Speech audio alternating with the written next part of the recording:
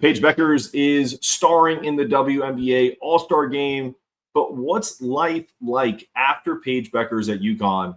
A new era has begun. You're on the Hoopscat Pod. Let's get it. Let's get it. Let's get it. Let's get it. Yeah. UConn, baby. Home of the champions. Let's go. All right. Welcome into the Hoopscat Pod. I am your host, Mark Zanetto. And with me, as always, on Fridays, after a small hiatus, T. Baker is with us on the program. All right, T, we have not a ton of stuff going on, but I wanted to talk about this because, like I said, it's been a while, so people are itching to talk about hoops. We're starting to see videos come out of kind of live periods and people that are in, they're right now summer sessions of teams playing, pickup and organized practices. What's this new UConn era going to look like without Paige Beckers? And the question at hand outside of that is this the start of a new dynasty? Well, hey, Mark, good to be back for some summer hoops chatter. Definitely starting to feel like it's been way too long since UConn has played. We've gotten new news, so helpful to check in and kind of take stock of the team. I think that Paige Beckers exiting is the end of a specific chapter of UConn history. I think that it started when she stepped on campus 5 years ago. She was going to be the face of the program. She was going to be the team, the focus of every opponent. And that didn't change throughout her time there. She obviously dealt with injuries, and that was part of her legacy as well. But leaving on top and really now handing it to the next generation of players. So it's been, an interesting time to see the shifts happening. I think what changes for me is that it's now a team built around Sarah Strong and her talents, in my perspective.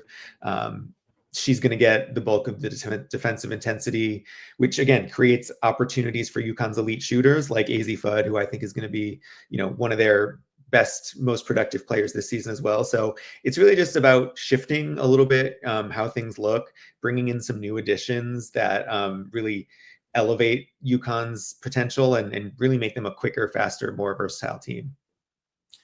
Yeah, and we had that conversation, I think, the last time we spoke about, who's the alpha between AZ and Sarah. And I think correctly you picked AZ. And the Sarah Strong argument is mostly just based off of the fact that, I mean, she's kind of incredible as a freshman. That I'm not the only one to think that she's screams the number one pick in the WNBA draft at some point, when she's eventually eligible. That being said, what do you think is going on right now in these summer sessions to kind of navigate not necessarily the leadership aspect of this, but more so kind of the amount of talent? Because it's not just a dynamic duo. I think a lot of teams have, one or two women that can, take them far. But this is a different it's not, I don't even know what you call this, because let's put it this way. If Sarah Strong and Azzi Fudd were gone, this team is still a national title contender. Because you think about the rest of this group, with who they brought in, the freshmen they brought in, Blanca Quiñonez, who we'll get to in about 10 minutes. How does this team compare to past teams that have gone undefeated, that have won national championships, in your estimation? Well, I think it's not a new, challenge to deal with a tremendous amount of talent in stores. I think the team that comes to mind, though, is probably that 2016 team, which was obviously led by Stewie and Mariah Jefferson and Morgan Tuck. But on the bench was Nafisa Collier, Gabby Williams, and Kia Nurse, among others. So it really was like a whole second rotation of Olympians, all of them. So I think that's the position we find ourselves in this particular moment, in that there's going to be your leadership, your older players who are national champion contenders on their own, but then you have this new infusion of underclassmen talent that is sitting on the bench and figuring out what their role is. And I think UConn's coaching staff is, I think, always really good about helping players understand what their role is and kind of sacrifice the me for the we. And that's how a team like the 2016 team can succeed and win 40-0. So that's sort of the last time I remember this level of depth with this level of health, knock on wood, to date at the start of a season. So hopefully that stays intact. Yeah, nothing like having the current leader in the betting odds for the W's MVP award in Nafisa Collier on your bench as an option for Gino in 2016. That's kind of incredible. Yeah, I mean, what I think about with that team was the quiet ways that the bench produced. Like you have Gabby Williams, again, an Olympian with France, Nafisa Collier, a U.S. Olympian, and Kia Nurse, a Canadian Olympian. So you had 3 Olympians representing different countries. I also think that's an element on this year's team. You have Jen Alfie, who represents Egypt. You have Blanca Quiñonez, who you mentioned we'll talk about later, another international talent. But sometimes when you have that much talent, it's sort of just expected that there's going to be high performance when the rotation shifts, but those players don't always get the sort of star treatment, right? I think next year the media narrative will largely be on Sarah Strong and Azzi Fudd, which means that those other players can kind of quietly develop, but also find their role on this particular team. You just mentioned her, and that's a good tease here. But do you think Blanca is going to surprise some folks? Absolutely. I mean, she's going to surprise folks mostly just because we haven't seen her play domestically a whole lot. I think whenever you bring in an international talent, there's just less exposure. So I think that, you know, what we've seen from her, if you do watch her videos, if you do follow her, is just a player that adds a different kind of rhythm to UConn. She's not just plugging into a system; she's enhancing it. She's making it faster. She's good at reading the offense in transition. She's good at just so many things, and she completely, I think, can change. I can think about her maybe sort of as a player like Aubrey Griffin, a wing player who has a tremendous ability to impact a game.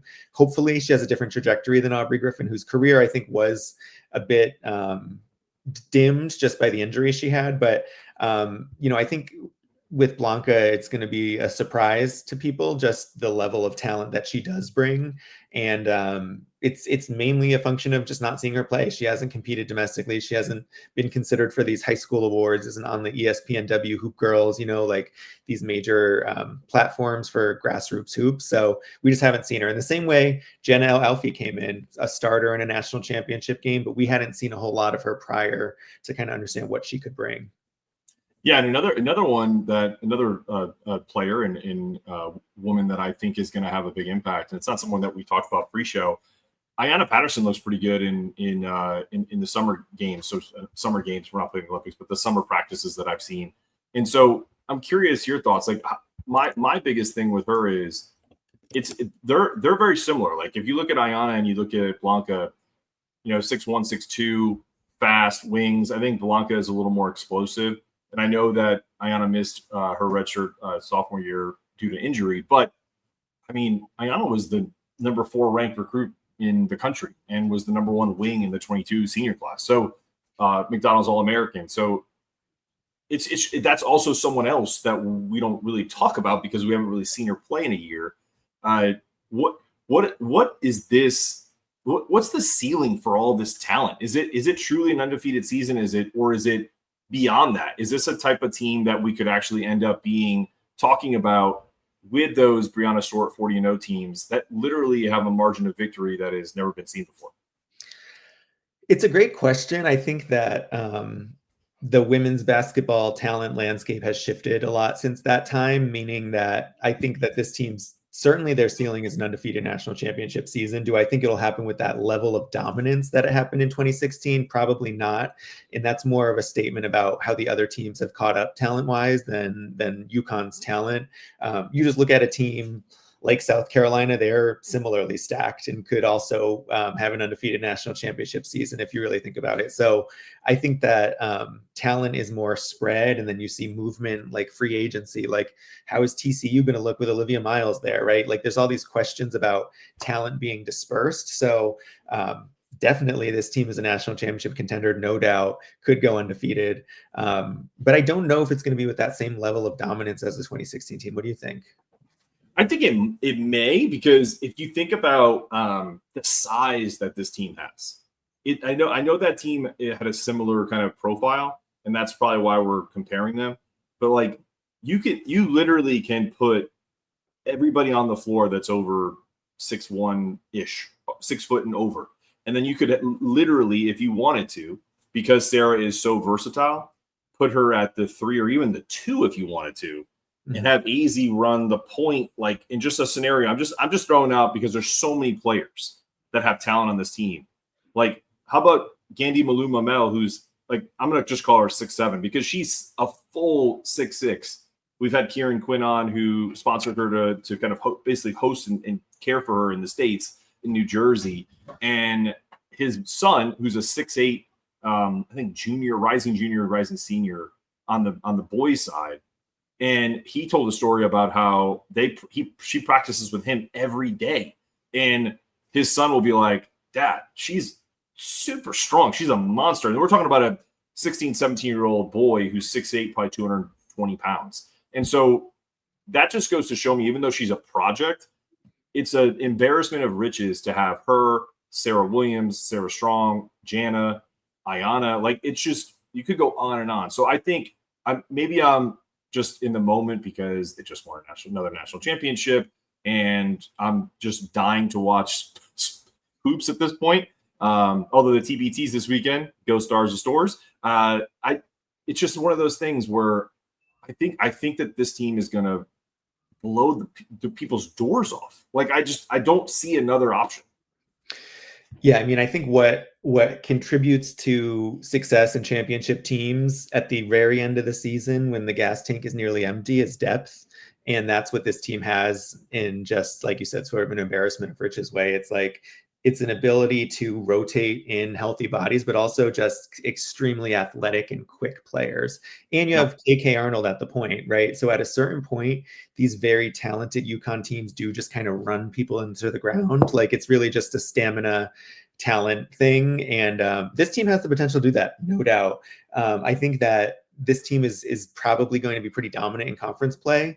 And I'm curious to see, what other what other non-conference teams they'll schedule, because we don't have that South Carolina matchup as we talked about, but we do have Tennessee, we have Ohio State, we have some teams that can be good early tests, and that's really what I want to see is, like, how does this team compare to other elite teams across the country? And I mean, it's definitely going to be very difficult to beat this team. Yeah, and I also think, and I'm going to use this and then we'll kind of move on. When teams get tired, or like in the, we call it the, I don't know what to call it. The baseball calls it like the hot part of the summer, or whatever it is, when kind of men and women get tired because they're constantly going and stuff like that. So when you're playing in this kind of intense environment, to have 15 players, let's be honest, like all 15 of these players can play 10 or 15 minutes a game easily. Like, there's not like we're like, oh, okay, well, like they could go 13 deep. No, this team really could go. They could have 5, 5, and 5. If they wanted to create 3 teams, they could do that. Yeah. So what that tells me is, and I go back to how big they are. When you get tired, your legs get tired, your jump shot kind of wanes. So deeper threes, even 20-foot mid-range shots sometimes don't go the way they do at the beginning of the season when you're shooting a bunch of threes. But if you run people out of the gym, you're getting a lot of transition points. You're getting a lot of baskets, transition hoops, or just being able to dump it down low to someone like Sarah Williams, to Sarah Strong, to Janelle Elfie, to Ayanna Patterson. The list goes on and on. I think that's going to propel them even more. So even if they have an off shooting night, they can still beat the team by double digits, because who's going to stop all of these bigs?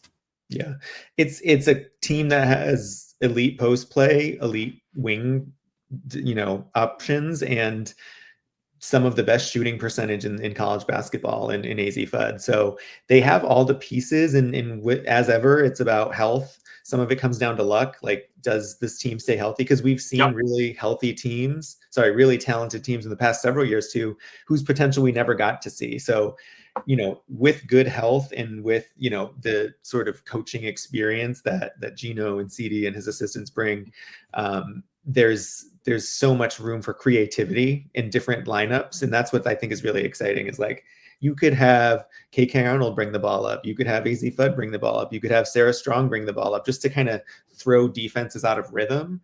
And I think that's going to be just a really fun thing to see throughout the season, is like what different rotations and what types of offense they run with those different rotations. Absolutely. Okay, let's pivot, because I want to ask you about Paige Beckers. She is obviously the WNBA All-Star game is upcoming. I saw a really cool video of her and Afisa Collier playing one-on-one in practice, and Fee stole the ball from Paige, but she said, "Hey, is that your dad?" And Paige kind of looked and she took the ball away. So it was a fun little thing, and just kind of setting that up to say, what, if anything, has surprised you about the way that Paige has handled the WNBA? I think, well, first of all, shout out to All-Star Weekend. Can't wait to watch. Going to be some really exciting basketball. And this is happening amidst, some really intense CBA negotiations between the league and its owners and its players right now. So really consequential weekend for the WNBA.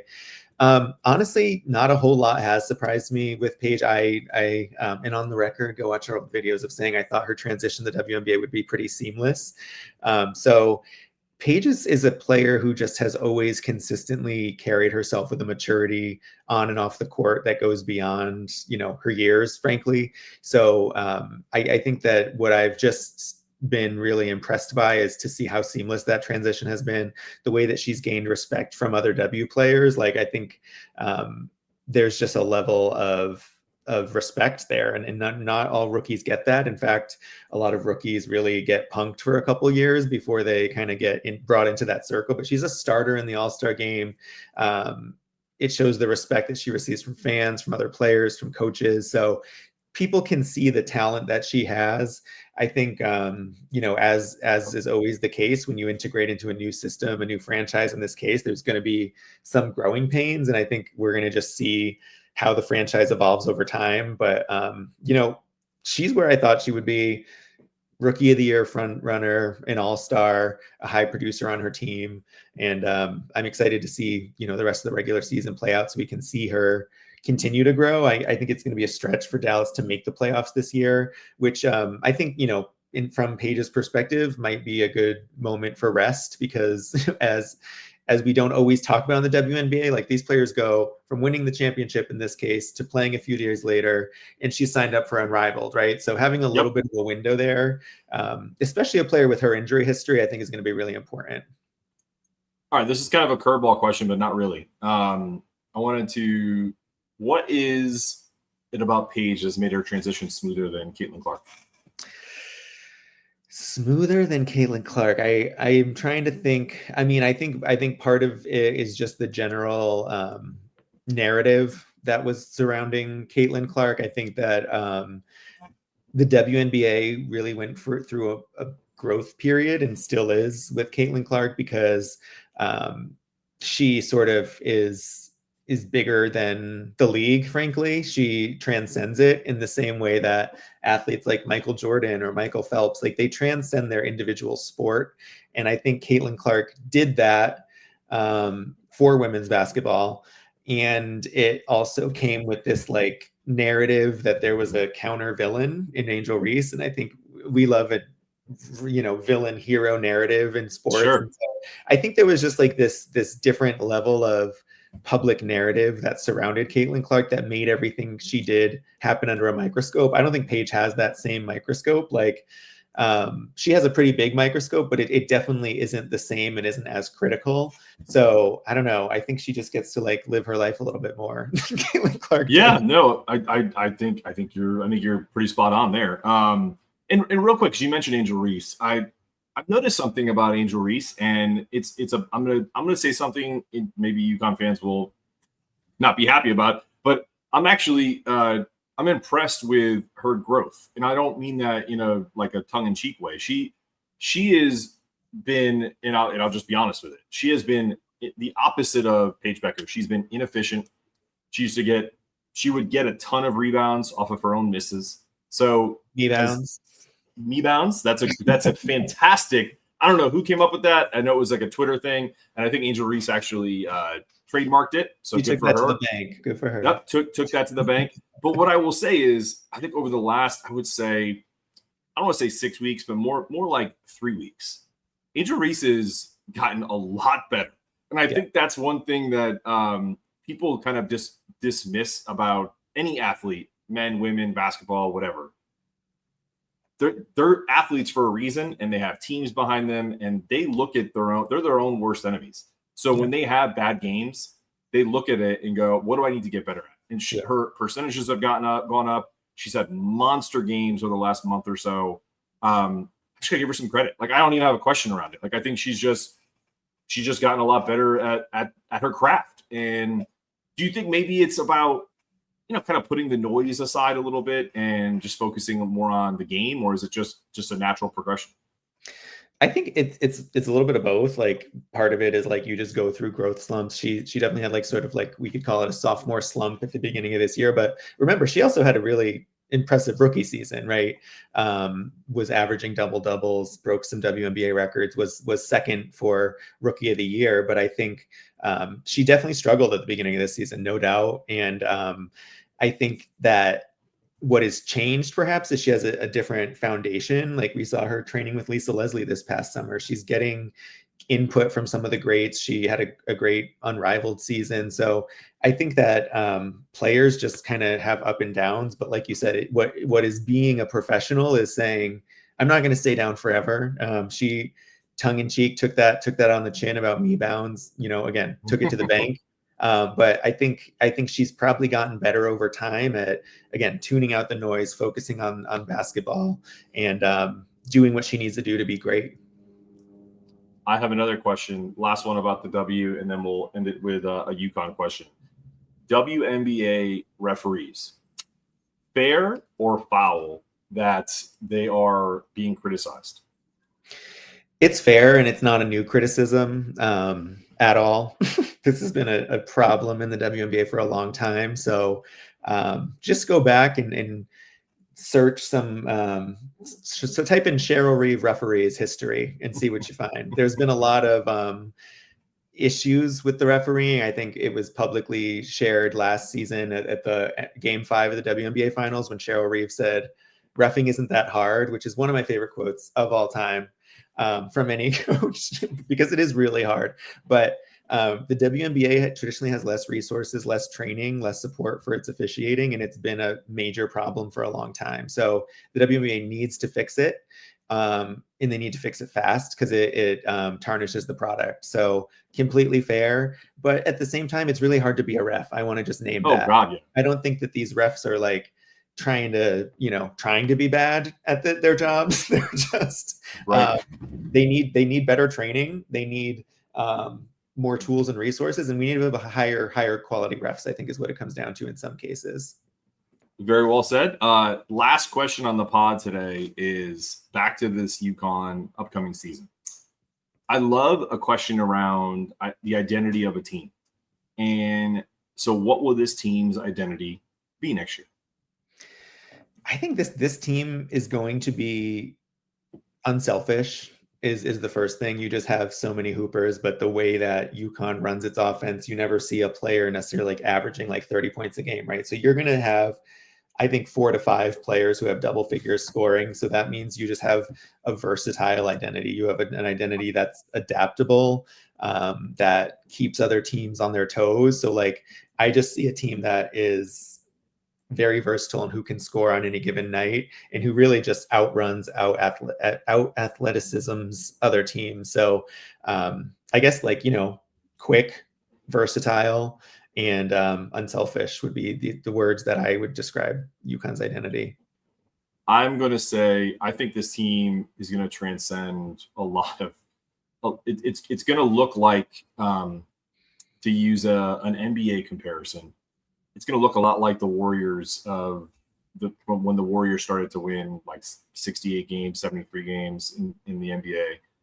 This team is going to be flying up and down the floor. It's going to be passing at a high clip. I think other teams are going to be doing this a lot.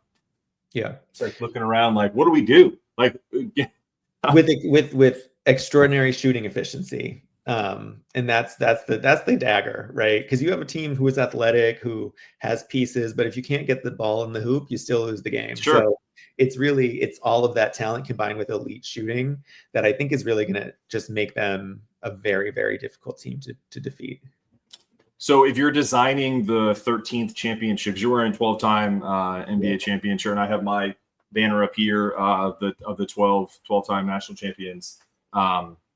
If you're designing a number 13 banner, what would that slogan sound like? Is it a lucky 13, or like, I think that's the easiest one that pops into my head. But do you have any thoughts on what that 13th title would sound like or look like? I mean, if this past championship was, Paige Beckers' swan song or whatever, we want to think about it as, I think this program, if they are able to win a second national championship in 2 in a row, which hasn't been done since they did it in 2016, I think it just shows that, like, maybe the slogan is like, we're still here, we're still on top, because I think there was a little bit of a dip after 2016. It was like, God forbid, 9 years without a national championship and only 8 Final Fours. There was a real panic and crisis in Storrs, Connecticut.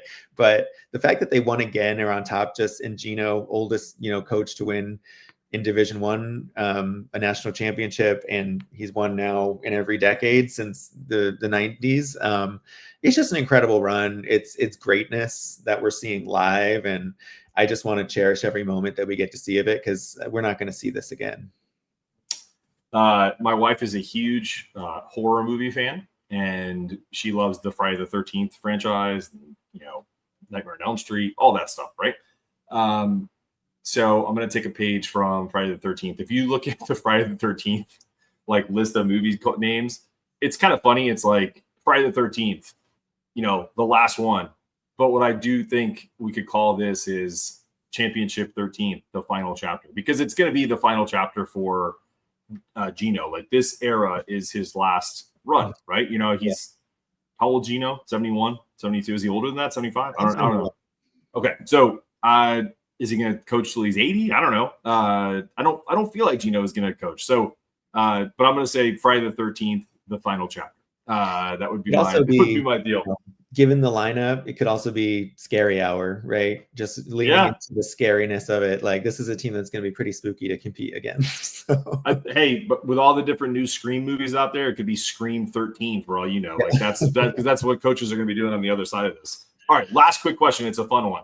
Over under. How many games does Paige Beckers come and watch UConn play this year?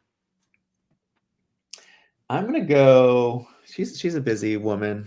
All right, so I will set it though, because with how an over under works, I'm stupid. How an over under works, right? Is you set a number. So I'm gonna put the number at, if they play 40 games this year, I'm gonna put the over at 12. Over under 12 games. I'll go over. Over. I think she'll show up. She'll travel. Maybe not all the home games, but I could see her going to all the NCAA tournament games, and optimistically that's 6. So there you go. I could see it. I could see her. Maybe she'll go to 13 games for 13. Ooh, that's a good. So we need to get a hold of Paige Beckers' PR people and tell them, like, you need to go to 13 games next year in anticipation of the 13th title. I love it. All right, T, this has been great. I thought this was a fun episode. I know we're still not anywhere close to live games, but we still cover it, and we're still excited about it.